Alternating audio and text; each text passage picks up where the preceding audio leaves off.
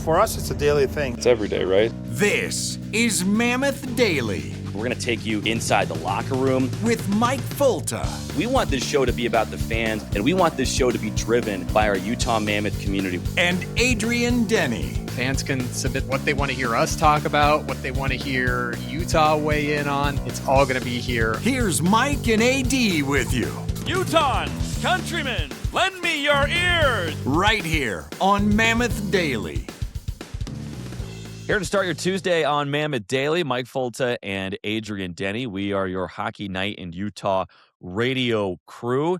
And AD, we've been joined by Nick Olchek a bunch here recently as well. A lot of national TV games coming down the stretch.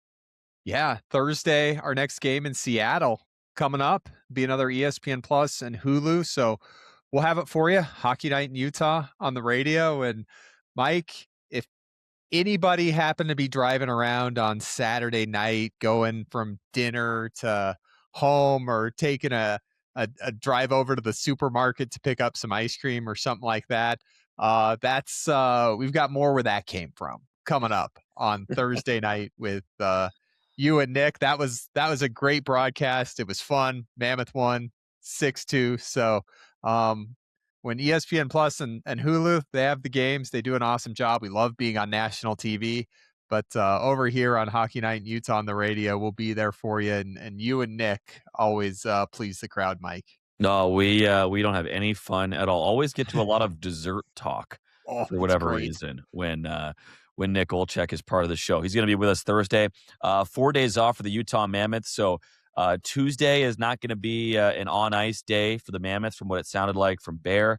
And so a bit of a maintenance day, maybe a day to get in the gym, work out a little bit for the players, dry land stuff. And then on Wednesday tomorrow, the team will skate, and then we'll zip out to Seattle to start a little 2-game road swing against the Kraken and then the Vancouver Canucks on Saturday. But AD, I'm all dressed up here, like I'm ready to go hit the country club.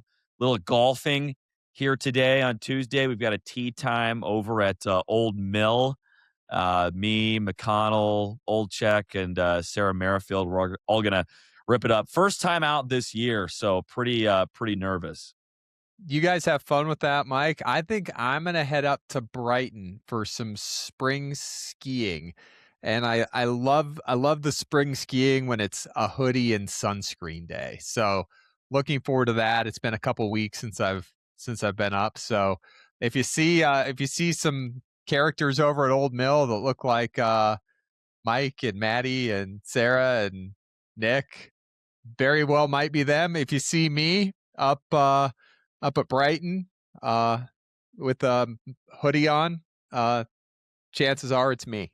If you see some people at Old Mill that look like the landscaping crew because of what they're doing to the foliage and to the course, it's probably Matt McConnell and Nick Olchek. So with that, don't have a ton of Mammoth news to get to here. We did have a couple maintenance days on Monday for some of the prelayers. It was Stenlund and one other, I think, that had a maintenance day. Dylan Guenther. Yep. Just taking a bit of a maintenance day to recoup a little bit more. So not a ton of Mammoth news to get to, but a lot of league storylines to get to, Adrian. First and foremost, relevant relatively to the Utah Mammoth is the firing of Vegas's head coach, Bruce Cassidy. It was announced on Sunday that Bruce Cassidy, who helped bring a Stanley Cup to the desert, was going to be replaced by John Tortorella with 8 games left in the regular season. Vegas plays Vancouver. We're recording this Monday, so Vegas plays Vancouver Monday night. And interesting, Adrian, I have some notes on it, but what was your initial reaction after a coach who's brought a lot of winning to Vegas got the axe? I was reading rumblings from Pierre LeBrun in The Athletic last week, Mike, and he mentioned, he could see a coaching change if there was a first-round exit. And with 8 games left, Vegas making the change and bringing in John Tortorella. Pete DeBoer's been the name that's been brought up as the plug if a team makes a change, but they've already had him. they've already fired him, and John Tortorella takes over. And Mike, there's been a handful of these moves over the years with, a team in a playoff spot and single digit games remaining on the schedule. Some have gone well, some have kept the team in status quo, but Vegas, Mike, I saw a number after the news was announced. This is their fourth coach since 2017. Nashville, on the other hand, is on their fourth coach, starting as an expansion team in the early 90s. So, and Vegas has made all three of their coaching changes mid-season. They fired Gerard Gallant mid-season. They fired Pete DeBoer. Did Pete DeBoer was mid-season, right? He wasn't. No, I think he would have been after one of the Western Conference Final losses in 2022, and then Bruce Cassidy comes in, wins the Stanley Cup in 2023, and thanks for that, they said, and they're moving on to Torts. Yeah, Pete DeBoer with he made it through that whole 21-22 season with Vegas. They actually missed the playoffs that year. And then he went to Dallas and went to 3 straight Western Conference Finals. But you mentioned examples of this happening previously, Adrian.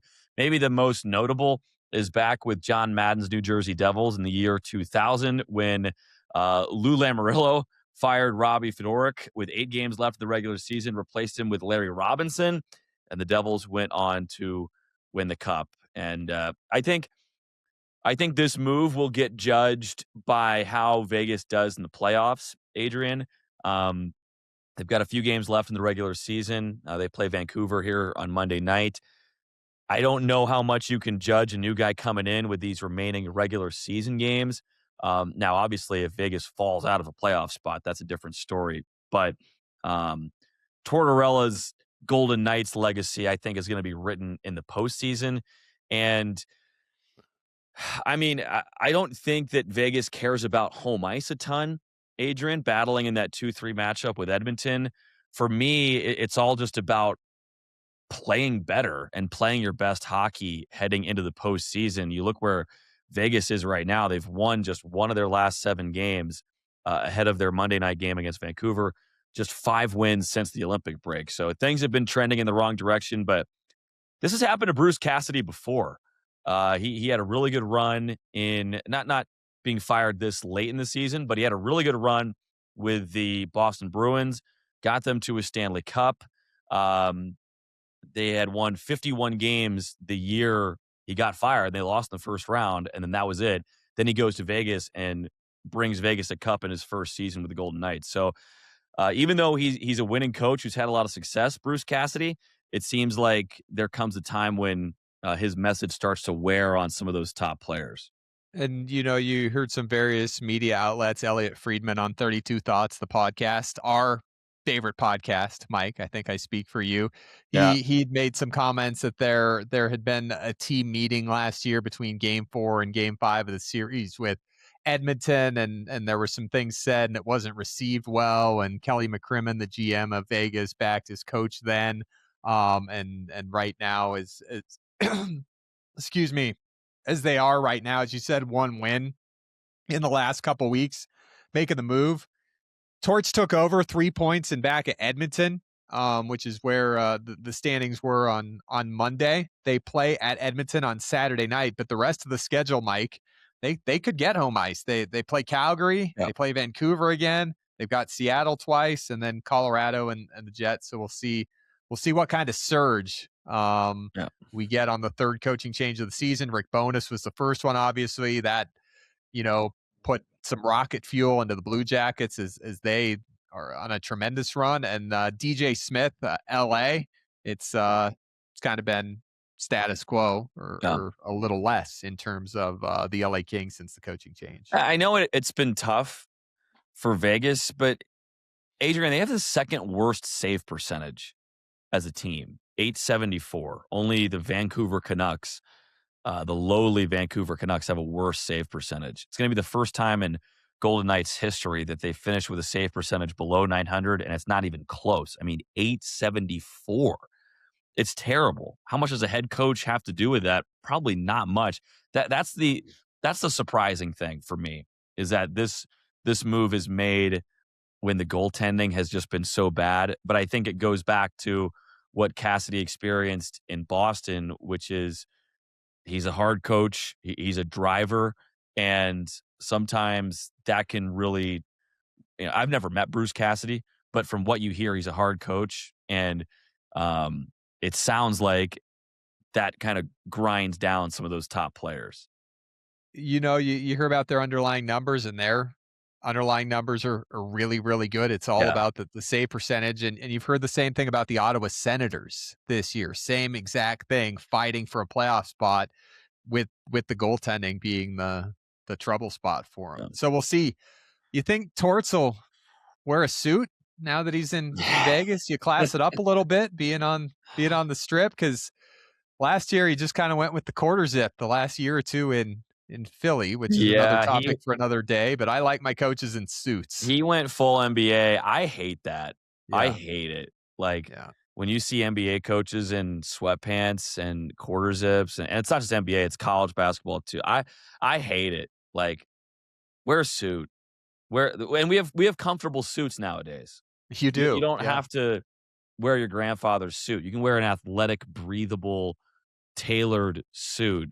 And instead, we're just rolling out of bed in these quarter zips. That's my old man yelling at clouds. But Torts was in Philly the last 3 seasons. They missed the playoffs each year. He won a cup with Tampa Bay, so he's been around a while.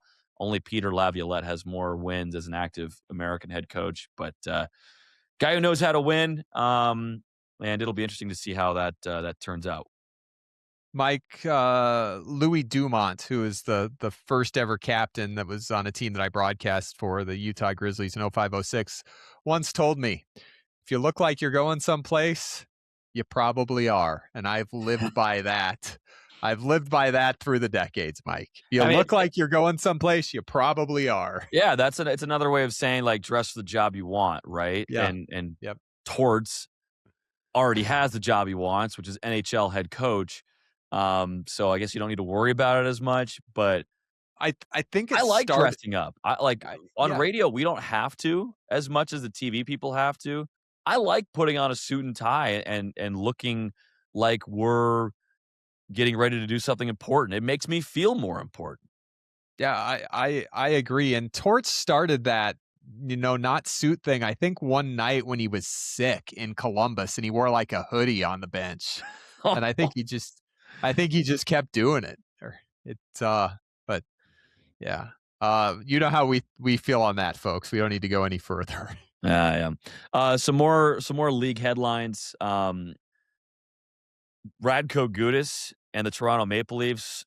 Again, we're recording this Monday. Gudas and the Anaheim Ducks are playing the Maple Leafs Monday night.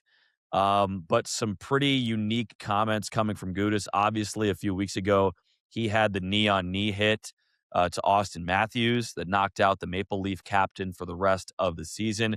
Gudas was given a game misconduct and a 5-game suspension for that hit. And addressing the media Monday morning, he said, I stand behind my own mistakes. I want to address it myself.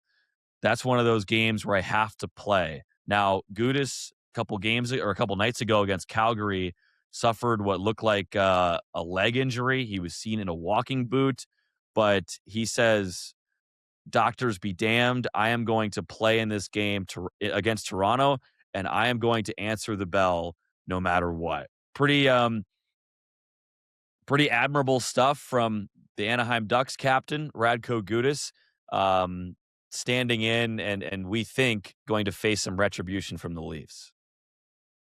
Toronto is really embarrassed how the situation was handled when Auston Matthews got hurt. Yeah.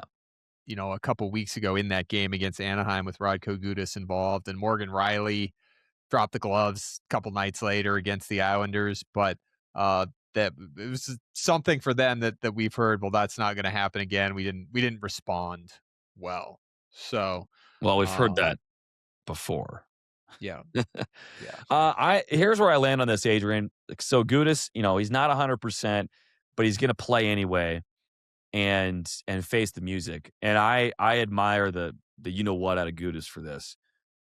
In my opinion, and I didn't play, but in my opinion, he should in no way feel obligated to play against Toronto on Monday night if he is hurt. One, Anaheim is a team in a playoff spot, and they need their captain for the playoffs. Like, you want Radko Gudas in your lineup for the postseason. So even though it's a lost campaign for Toronto, it's not for Anaheim. They still have a lot to play for beyond just settling scores. And the other thing, Adrian, is Toronto had their chance to stand up for Auston Matthews and did nothing. It feels like double jeopardy almost, where Gudas comes back out and faces this Maple Leaf army, this Toronto horde that's going to come at him, we think, on Monday night. Now, he did get kicked out of the game, so it's not like anybody on the next shift could have dropped the gloves with him. It was up to the 5 guys on the ice to do something for Matthews, and they all just stood around. And I know that the guys on the ice are not known for dropping the mitts, and Radko Gudas is a tough customer, but you had your chance to stick up for the captain, and nothing was done. So I admire Gudas. It feels like a man who is willingly walking to the gallows, Adrian, but he can also beat the crap out of the gallows. So it'll be interesting to see what happens Monday night. But it was his comments that kind of started this whole story.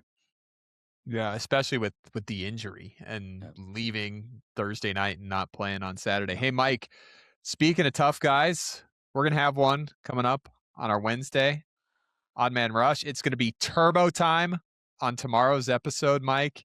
He's fought 3 times in the last 5 games. It's an Odd Man Rush, though, tomorrow, Mike, not a third man in with us. So we're excited to catch up with Brandon Tanev. It'll be the first time that we have him on Mammoth Daily. He's got just lots of great playoff experience, and it's why he was brought here to be a part of that core. So we had some fun with Turbo, and excited to have that on the Wednesday Odd Man Rush. Great chat with him. And when you see that video, just keep in mind he is wearing skates and we are not. So if we look even smaller than normal, that's not that bad. But he's got an extra 3 inches in there because of the steel he's got strapped to his feet. But great talk with Brandon Tanev. That's coming up tomorrow. We have our Tuesday mailbag coming up right around the corner. AD, let's get to some of the best submissions from around Mammoth Nation coming up right here on Mammoth Daily. Looks like the mail's here. Time for the Mammoth Mailbag. Adrian, I hate to do this, but I have to kick off our Tuesday mailbag with some sad music. This is our Sarah McLachlan music here. In the arms of an angel. We have to wave the white flag and say goodbye to our bracket challenge. We asked for we asked for submissions for people's sections at the Delta Center. We had planned to do this elaborate bracket, and it just didn't come to fruition. We had a bunch of great submissions, but it was a little too spread out. It didn't flow the way we were hoping it would. And thank you to everyone who did submit their section and stories about their section. But AD, this one's on us. We got to take the loss here and play the Sarah McLachlan. Oh, come up with something off of this. We'll build off of this, Mike. Build off of this, Mike. As Bear always says, you lose and you learn. So we will learn from this and move forward. I think it's you either win or you learn. Win or you learn. Okay. Yes. Yeah. So we're learning here. Haven't heard it from Bear in a while, which is good. But we still have the gift card from the team store, Mike. So we'll do something with that. We still got to put that to good use. We are not dodging our giveaways here. We still have team store merch and all that we want to get to. And we'll get to some of that, actually. Speaking of merch, we'll get to some of that in the third period with some fun stuff from the team store. But let's not waste any more time. Let's get to our Tuesday Mailbag, Adrian, and the best notes, questions, comments from around the Mammoth universe. Mailbox is jam-packed this week, Mike. We're going to bang through as much as we can with our brand new graphic, and it comes to us. First question from Randy. Whoa, hold on. New graphic? Hold the phone.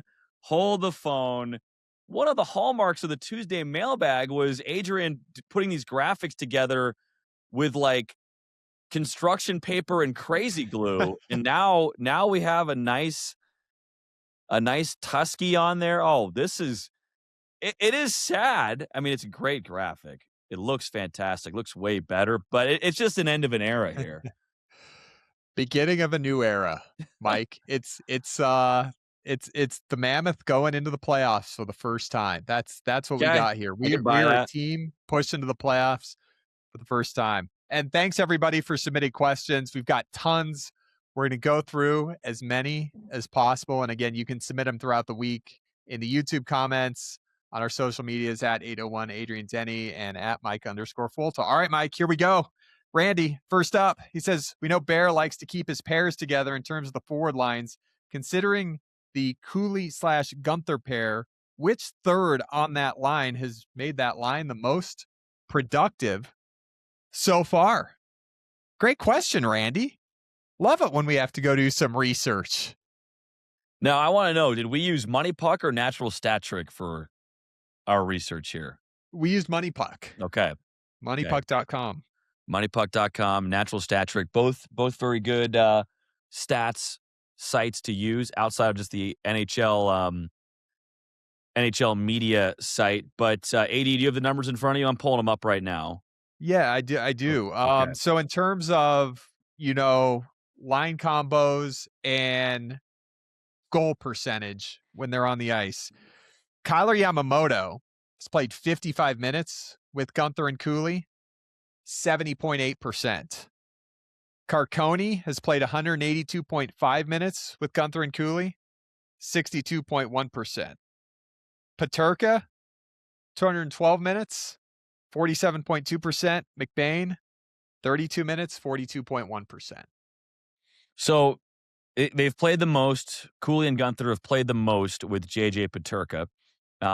And when that threesome is together, they score 47% of the goals compared to the opposition. So a little below 50% right there, even though that's the group that's been together the most. The most potent combination has been with the Yamamoto in terms of what percentage of goals you're scoring. Haven't seen a ton of that together. One thing I will note too, when you look at these lines on Natural Stat Trick and Money Puck, is they catch changes awkwardly sometimes where somebody will go off and somebody will go on. Like Yamamoto might be playing with a different line that night, and he'll still be on the ice, and then Cooley and Guenther come on, and then they're together for like 30 seconds. And so like those minutes get captured by the stats as well. But yeah, Yamamoto with that group has been good. And that's kind of Kyler Yamamoto all year, right? You can plug him in different spots, and I think that's been really valuable in Utah's lineup. Yeah, there's been some real versatile guys, and Yamamoto's been one of them. We've seen some good stuff from Alexander Kerfoot as well. Lawson Krause, of course, the sheriff of the versatility. Let's keep talking offense, Mike. Let's take this one from the Dark Knight Rises, talking about Sergachev's pass off the boards to Cooley on Saturday. He said, I've seen teams utilize this in the playoffs when opponents crowd him in the neutral zone. Most recently, Boston used it a bunch against Florida a couple years ago with Pasternak flying up the wing. Can you see this as a quote-unquote weapon moving forward against teams that crowd the middle? I definitely can, Dark Knight Rises. And if you pay attention to defensive zone faceoffs, you'll also see a few times where Michael Carcone will fly the zone, where the Mammoth will have a set play and Carcone will fly up the ice and they'll try and hit the home run.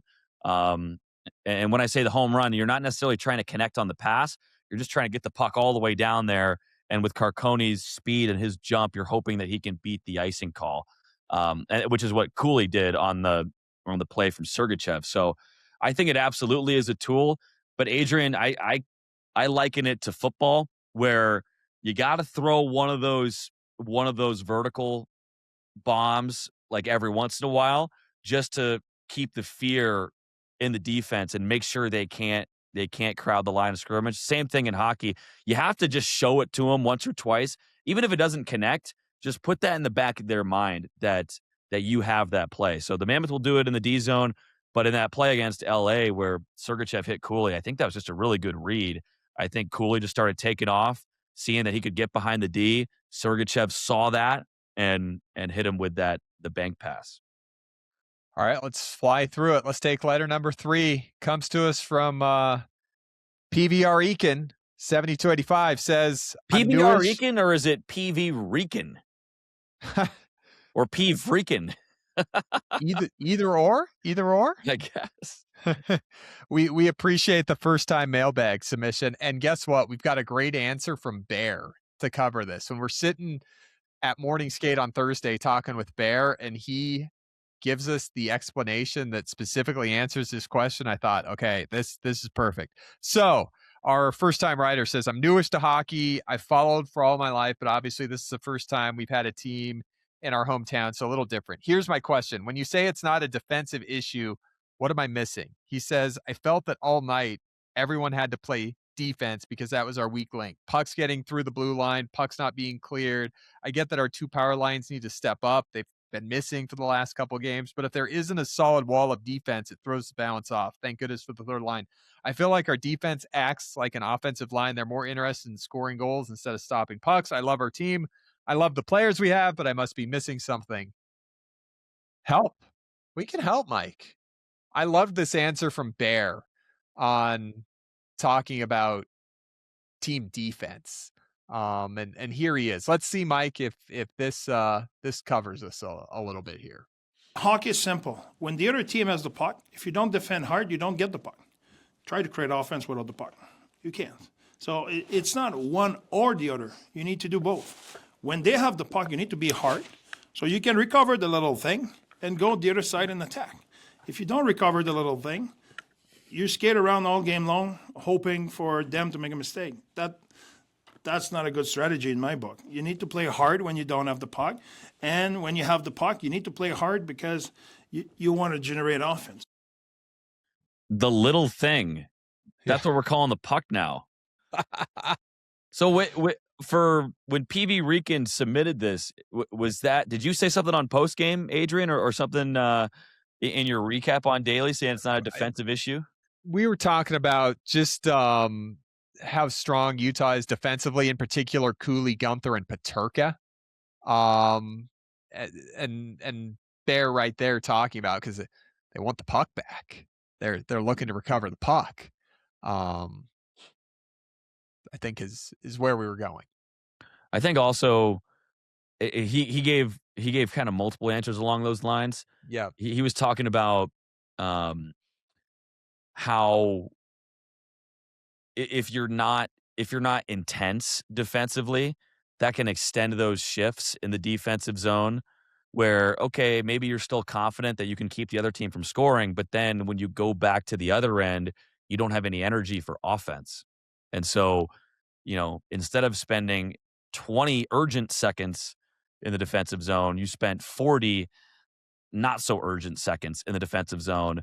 And then that takes away from what you can do offensively because your legs are tired. And Bear has a saying, I think, what is it? There's no such thing as a smart hockey player when they're tired or something along those lines. But if anybody who's played hockey before, and those of us who take 3-minute shifts in the D5 leagues around Salt Lake and around Ogden, we know that when you're on the end of your shift, you can't make decisions. Like, the oxygen is not getting to your brain. You can't make decisions very well when your legs are that tired. So, yeah, good stuff from Bear there. But the Mammoth have been one of the best defensive teams in the NHL all season. It's something that I hope we don't take for granted. All right, Mike, let's take this question from Bill. He says, regarding all the 10-minute misconducts in the game on Thursday, the ref didn't announce any reasons. Is that information available to the public or the teams during or after the game? And Mike, this is a great question because I did not realize that the NHL doesn't put the rule code on the box score for misconducts. I thought that they did, and I did some research. They don't. The AHL doesn't, but the ECHL does put the rule code for every single penalty. I know that the Lawson Krause misconduct had an instigator kind of in parentheses there, but I thought that you were going to get the rule code from the box score, and you don't.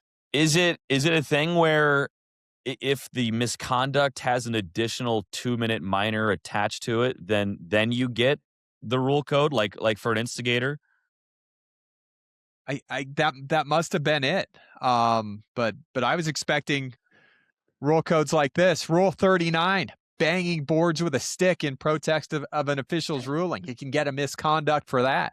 Continuing or attempting to continue a fight. That's Rule 46. Deliberately breaking a stick or refusing to surrender a stick for measurement. Rule 10, deliberately throwing any equipment, including a stick, out of the playing area. Rule 39 and Rule 53, entering or remaining in the referee's crease. That's the timekeeper's area when they're talking and delivering messages. Fighting off of the playing surface or with another player who's off the playing surface. Inciting an opponent. Instigating a fight. Rule 46. Interfering or distracting an opponent taking a penalty shot. How about that one, Mike? Rule number 24. Knocking or shooting a puck out of reach of an official. Rule 39. What would that look like? What would distracting... like without being out there on the ice, are you blowing a kazoo on the bench while they're picking up the puck? I mean, I feel like you should be able to distract them as long as you don't interfere. I say let them do whatever you want. Yell, scream, get the curtain of distraction going. But what does that mean? Interfere? You can't interfere. But what does distract mean? You can't distract an opponent. I guess you can't bang your sticks on the benches. On the boards in front of the benches. Why not? You got 15,000 people yelling at you, and I can't bang my $300 stick on the boards. It's just distracting. Can't bring out Tusky for a random skate. Knocking or shooting a puck out of a reach of an official. Leaving the bench to speak to an official. Refusing to change a non-regulation piece of protective equipment. Second violation. Number 75, use of profane or abusive language, verbal abuse of an official, Rule 39. It's usually Rule 39, Mike, that gets you teed up there for 10 minutes. Yeah, One thing, Mike. You see 46 a lot, continuing or attempting to continue a fight. That's a big one. But so what do they give guys when they just give them a misconduct to end the game? You know, the game's out of hand, it's late. They're just trying to cool everything down, so they give them misconduct to send them back to the showers. That way, there's nothing crazy on the ice. That would probably be Rule 46, continuing or attempting to continue a fight, I guess. Yeah, I would say that. I'm surprised there's just not one open book on sportsmanlike conduct. Yeah, I would agree. Easier. But maybe that's why they keep it vague and on the stat sheet. Like, hey, pick whichever one of these you want. You get a misconduct. You get a 10. There's nothing else you can do about it. We're not going to put it in the box score to put it on record either. Though the teams, Mike, after every game get a report that would list the misconducts and the rules that the misconducts were called for. I would report. Yeah, they have to be. Like each misconduct has to have something tied to it, I would think, because and I don't know exactly how this works, but with suspensions and things like that, you would think, and these referees talk to each other too, but I would think they would also want to compile data on players like, hey, this guy leads the league in verbal abuse of official or something like that. So I'm a little surprised it's not on the stat sheet, but it's definitely covered somewhere. Yeah, just not for us. I guess not. We just get the hands on the hips, and guy gets a 10. It's gone for 10. Just to point it out, if any fans were curious, a misconduct is a 10-minute penalty. you're in the box for 10 minutes. You can come back. A game misconduct is the equivalent of an ejection. You're done if you get a game misconduct, which typically happens in terms of some major penalties, right? A match penalty, or if a coach gets carried away on the bench, he could get a game misconduct. But there's no power plays or penalty minutes unless a minor gets added for unsportsmanlike conduct, or there's a 5-minute major tacked on to a bad penalty. All right, Mike, cruising through Tuesday mailbag, rolling on here. Here's Matt. He says, Adrian and Mike, Mammoth Daily is a must watch for me each morning. What are your must watch, listen, or read sources about hockey? Do you have national and local sources? Do you have anything you must watch as a guilty pleasure in or out of hockey? I mean, we said it earlier. 32 Thoughts. We really like that with Elliot Friedman. That's a great one. I also have really been enjoying the Fan Hockey Show. It's a Canadian show that Sportsnet does. It's is it Mike Fuda? Yeah, Mike Fuda and Matt Marchese. That they do a radio show. I think it's based out of Toronto, but they often have Elliot Friedman on, who again is one of the insiders of 32 Thoughts. And it's a fun show. It's a lot of Canadian teams that they talk about, but they've got a great perspective. I listen to Spit and Chicklets too. I don't listen to the interviews. I listen to their news segment. It's just more of a fun way to take in some stuff going on around the league, because Adrian, we don't have time to watch every single game, so using these podcasts is great. We both love reading The Athletic. A lot of good stuff there. Yeah, who are your favorites? Yeah, 32 Thoughts is the go-to, Mike. Elliot Friedman. If he doesn't have it tweeted, I'm probably not taking it as something that's 100%. Pierre LeBrun with his rumblings that he does a couple times a week. I always love the rumblings. The Athletic has some great analytics stuff that they throw out there. And there's also NHL rumors on Twitter, Mike. Yeah, good follow. That they've got everything. So I'm all in on that. But yeah, there's some good stuff. But Mike, for me, Elliot Friedman, Pierre LeBrun, anybody on the panel with Sportsnet, great follows, great information. Locally, you got Cole Bagley, KSLSports.com, Brogan Houston, DeseretNews.com. Chase Beardsley from the Hockey Writers, Mike, does an absolutely phenomenal job covering Utah, the Mammoth. He's at home games. He's a lot of road games. He's a lot of Roadrunners games. So he's got the pulse covered on the prospect. Chase is a guy that I'd highly recommend, and I've been really, really impressed with him coming out of ASU. Was he a student of Matt McConnell at Arizona State? Same department. I think he might have dodged that bullet. But absolutely, Chase was on the road with us in LA and the last few stops as well. And we should mention, I haven't seen a tweet or anything. It's not really my story to tell, but Cole Bagley, our good friend over at KSL Sports, he did put out a tweet saying he's stepping away from the beat for a little bit because they're awaiting the birth of their third child. And so just hoping for the best for Cole and his family, and praying for healthy baby, healthy mom. And Cole's been a good friend to us. So we're wishing him the best this week, and sending our thoughts and our prayers his way. But it's funny, Adrian, we don't get breaking news on that, Mike. Baby Bagley came while you guys were in LA, I believe. So I missed it. Mom and son doing incredibly well, happy and healthy. So congrats to Cole. Oh, okay. Yeah. No kidding. I'm trying to go back and find the tweet. The tweet?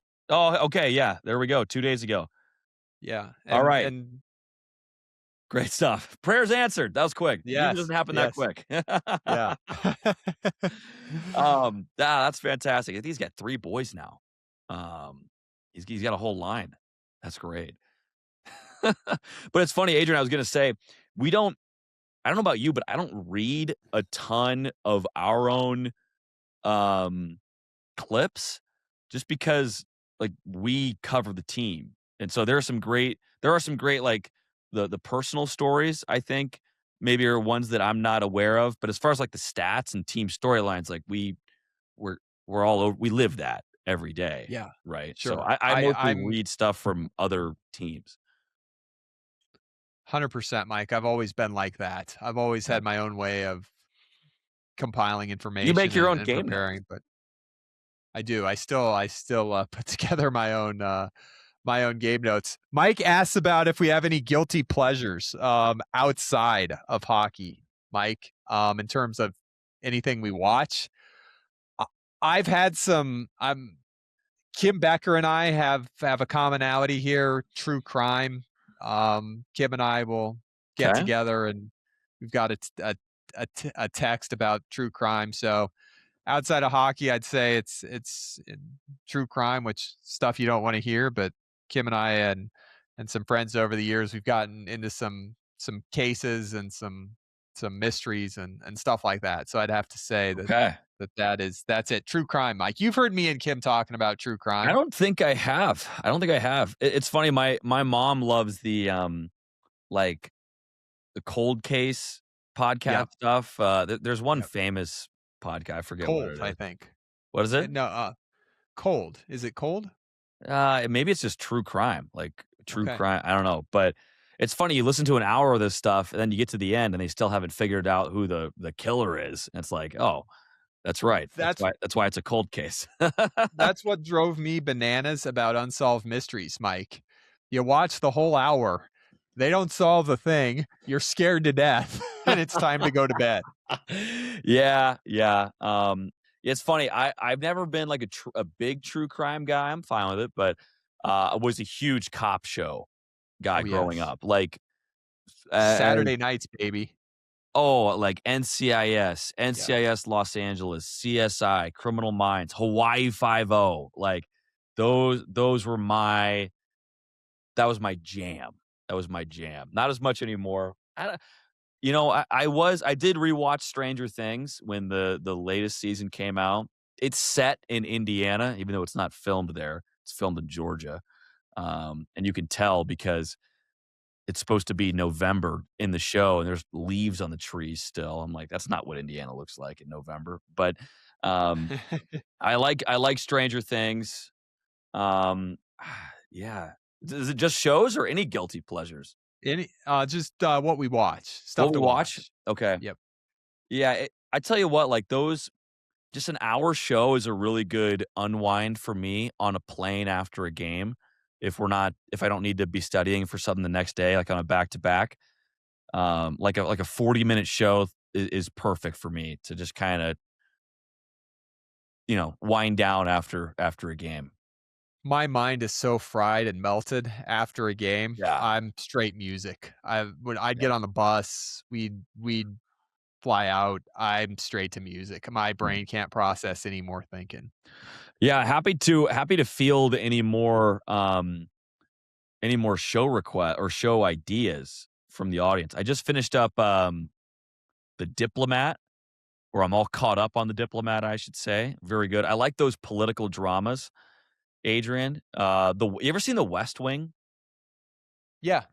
The West Wing is, I think, the greatest show of all time. I think it's very compelling and mostly well written, but like The West Wing a lot. So that's why I like The Diplomat. All right. Thanks, Matt. All right. Here's another one. Mike, this one comes to us from Dark Knight Rises. I think he snuck 2 mailbag questions in this week. He says, it's a question for Mike. Do you think Nick Schmaltz is worth his contract? Well, Mike, let's go to the videotape for that.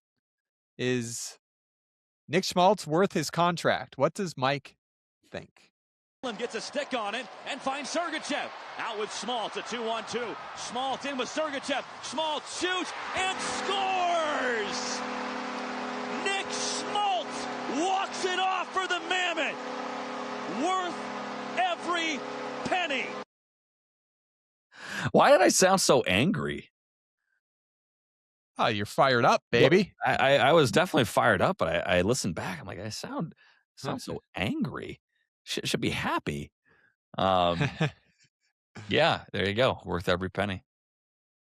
All right, final one, Mike. Let's take this one. And Mike, I think we might have already planned our Friday free-for-all this week and just taking mailbag questions we didn't quite get to this week because we are they're just continuing to come. But want to take this one from Lincoln as we say farewell here on the Tuesday Mailbag. It's from Lincoln, captain of the Oregon fan club. He says, I just turned 15 and for my birthday present, we'll be driving up from Oregon to see the Mammoth versus Kraken game and was wondering if you guys will be there too. I would love to come say hello. Mike. Being pressed into action here. Yeah. Like you put it on here. I have to say yes, right? I can't. Yeah. I can't. I can't Day-to-day. Lincoln, the captain of the Oregon fan club. Got to get a picture. Hey, speak for yourself because that's going to involve me finding a way to get down to the concourse, and it'll be a little bit more of an adventure than it is in at the Delta Center. That's for sure. That's right. Lincoln, let's link at in the deep, as they say in Seattle. Let's link. We'll get a picture. That'll be great. I've never met a captain of a fan club before, so this will be a first for me. This will be bigger for me than it is for Lincoln. We'll get you connected, Mike. Got to get the picture. That'll be great with Lincoln. That'll be captain of the Oregon fan club. If we didn't get to your question, let's do it in the Friday free for all. We'll pour through some more questions. That sound good to you, Mike? So we got some good ones. I saw the outline that producer Johnny put together, and there's a lot of meat on the bone there. So let's keep it rolling throughout the week. All right, come back, third period, wrap things up on a Tuesday on Mammoth Daily. This is Mammoth Daily. Wrapping up your Tuesday here on Mammoth Daily, and AD, we had some pretty big news drop this past week. This was on Wednesday, I believe it was. Thursday. When did we play the Caps? Played them Thursday. The on sale for the Tusky plushies, Mike. I know I was in the team store right after morning skate, and hey, look at those four. There you go. My niece and nephew, Dylan Guenther, John Marino, Sean Dursey with the Tusky. Couple of them. Guys were into it, Mike. There's Kevin Stenlund, Tusky on his shoulder. Oh, great stuff. At long last, like I really wanted to get some of these for Christmas. There's our good friend Austin Facer, Tommy the Hawk. Wow, okay. Wanted to get some for my little niece for Christmas, but they took their time. They did it right. They've got, I think, 5 different sizes, and they have a claw machine in the team store where you can put in a quarter or something and pick your own Tusky, like from Toy Story. The claw chooses who will go and who will stay. I got one. I got a couple, to be honest. Adrian, I was a Tusky dealer on Thursday. I had a couple people reach out asking for Tuskies, and so I snagged a couple at morning skate because we were at the Delta Center for morning skate, which worked out perfect. I hopped over, I grabbed some Tuskies. Now, from my understanding, the Tuskies were on the wall during the game. When I went in the morning availability for the team store, 11 to 3 on game days, they were holding the Tuskies in like bins behind the counter. It was like an expensive bottle of wine that's in this special cage that the attendant has to get a key and unlock. It was like I was trying to buy a bottle of Camus or something like that. they had, or maybe you're in the electronics section of the store and they've got the charging cables and the phone cases, but they keep the iPads and they keep the actual phones locked up in the glass cases. That's what it was for Tusky. They were expecting so much demand. So I got in there early. I snagged as many as I was legally allowed to, and I got my little guy right here. Yeah, I went in for a batch of them, Mike. I bought 3 from Andrea. Mike, so embarrassing. So embarrassing. It's so embarrassing. My credit card was declined. What? My credit card was declined when I'm purchasing the Tuskies. Is this your team card that you use to buy all of our gift cards? No, it wasn't the team card, Mike. So I go to Cecilia. I'm like, I probably just put it in wrong. It triggered it. It did just it got declined once, probably a fluke in the system. So I go over to Cecilia for my slice of pizza on a game day. Declined. Oh no. I'm like, they must have just turned it off for an hour just for my safety. So the next day, I am in the grocery store and I'm at self-checkout, so I don't care. And it gets declined again. And so I pull up American Express, the chat on the app, and I was like, my credit card has been declined for 2 straight days. And she says, you were issued a new card in March of 2025. Please use the blue card, not the gold card. 2025? Yeah. And so somehow the old card was in there, Mike, slipped to the front, and I didn't realize I was using the old card. So all is well now with the credit card situation. It was so embarrassing. So embarrassing. Andrea So in the team you just store kept was the old one? was great. I guess, yeah. The old one had worked for a year? No, I just hadn't used it, but Okay. I guess. So didn't realize it. I thought, oh no, there's trouble. There's fraud on the account. But Andrea, I went in twice in 10 minutes and fortunately used the other card. And she was I said, do you not accept American Express here? And I said, no, wait, there's an American Express store in the Delta Center. This is my issue, not yours. So but Andrea was great, and I got all my Tuskies, and we lived happily ever after, Mike. Yeah. It's not the platinum card anymore. It's the titanium platinum card. Remember, you leveled up on your credit there, Adrian. But yeah, fun for the Tuskies to come out. Great little gift. And I'll just call him out. Brian Schnee, our friend over at Channel 2 KUTV, he had asked for a couple for a Tusky for his daughter Meredith, and I snagged a couple, and you should have seen it. It looked like a drug deal where we were right outside the Delta Center, and Schnee was driving one way, and I was driving the other, and I'm like holding the Tuskies out the window for him as he drives the other way. That it looked pretty suspicious, but I promise there was nothing nefarious going on. It was just an exchange of Mountain Blue plush, but it was an interesting visual. But fun stuff on our Tuesday show. AD, anything else before we wrap it up? Yeah, Brandon Tanev coming up on your Wednesday. Turbo time in the Odd Man Rush, Mike. So excited to get Brandon. We've had just about every player on Mammoth Daily this year, and Brandon, I think, is the last one for us to get. So thanks to Jeffrey for making it happen. Jeffrey Sanders, our director of media relations, texted us Monday morning. He said, turbos all set for you guys. And he was. Skated off the ice and came straight over to us. Yeah, we'll talk to Brandon on tomorrow's episode. So talk to everybody then. It'll be your Wednesday Odd Man Rush. That's tomorrow right here on Mammoth Daily.